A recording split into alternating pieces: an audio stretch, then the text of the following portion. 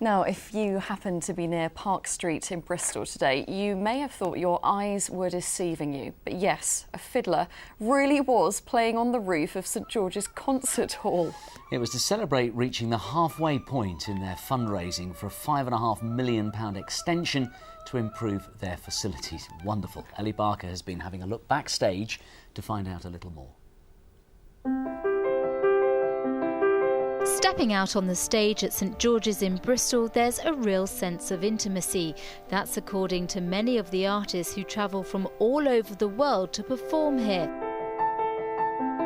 It seats just under 600 people, a relatively small number compared with the thousands in many of today's large arenas.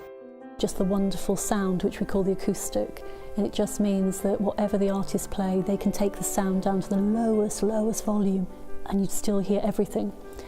The bad point about that is, of course, that if anything happens with the audience, you can hear them too, but you could hear a pin drop, and that just really adds to the whole atmosphere, and it makes it very intense musical experience. Originally a church built in the 1800s, the building is surrounded by luck. This star marks a spot where a bomb fell through in the Second World War.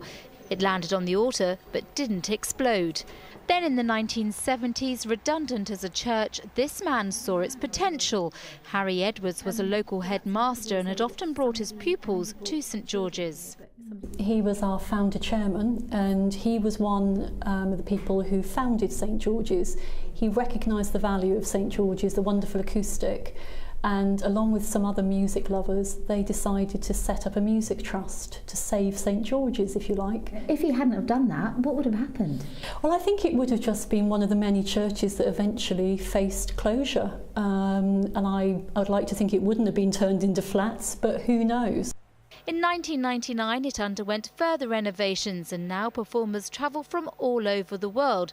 The problem is the facilities behind the scenes are still rooms of the old church. Down in the crypt, it's cold and very small. Hardly the ideal place for the dressing rooms of today. But as you can see, they're quite small. Yeah, if you come in here and you can see this is where you have these artists that come from all over the world, but they do have quite a small room. It's so small, I have to say we can't even hide our cameraman Tim in the mirror, but it is really tiny. It is, and I think we ask a lot of our artists, and I think it's really a signal of how much they love the hall itself, that they're willing to come and be squidged in these small places, really. So the plan is to build a £5.5 million extension to bring the facilities up to scratch. So what will we be seeing here? Basically, because we're on a very steep site here with a sloping ground, so we're able to build a two-storey extension, which will be 2 stories at the front, at this side, and a single story at the back. And there'll be a ramped access from the back, which will bring audiences straight in.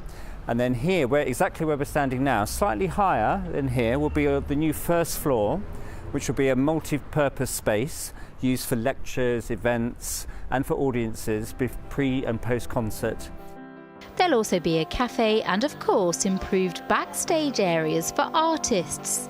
But the most important thing is those wonderful acoustics that we've heard about inside. Yes. They're not going to be affected. No, absolutely.